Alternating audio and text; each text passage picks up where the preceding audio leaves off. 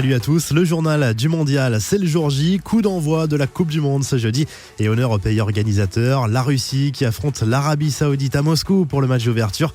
Coup d'envoi à 17h après une courte cérémonie et grosse pression sur les Russes qui se doivent au moins de passer le premier tour devant leur public malgré des résultats décevants depuis plusieurs années maintenant.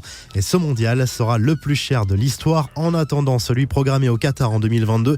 La Coupe du Monde 2026, elle, se jouera aux États-Unis, au Mexique et au Canada.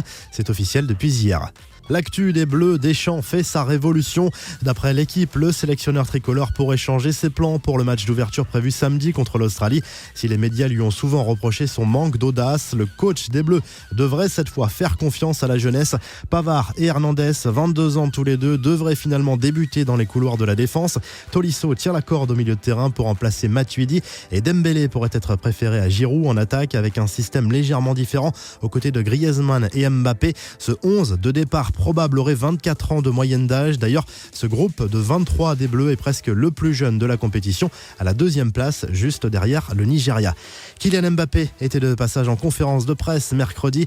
Il a d'abord donné des nouvelles rassurantes après à son contact avec Adil Rami la veille à l'entraînement. Il est prêt à jouer contre l'Australie. Le Parisien a également parlé de son éventuelle association avec Griezmann et Dembélé, deux joueurs qu'il apprécie énormément. Il promet que ce trio a un brillant avenir, même s'il est encore perfectible. De son côté, la Roja a vécu 24 heures de folie.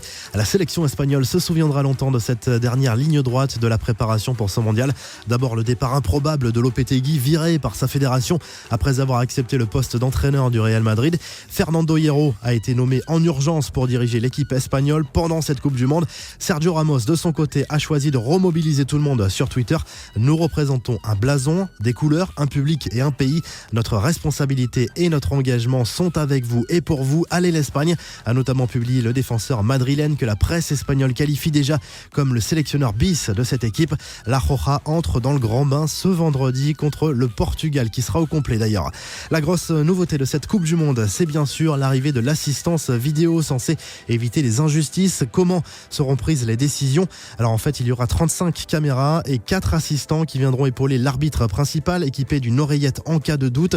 Ce dernier pourra faire appel à la vidéo après un but s'il y a un doute sur un éventuel hors-jeu ou une faute par exemple, mais aussi pour confirmer ou non une décision sur un penalty. Utilisation possible également sur les cartons rouges directs ou pour confirmer l'identité d'un joueur fautif. L'autre nouveauté importante de cette Coupe du Monde, ce sera la possibilité pour les sélectionneurs d'effectuer un 4e changement pendant les prolongations à partir des matchs à élimination directe.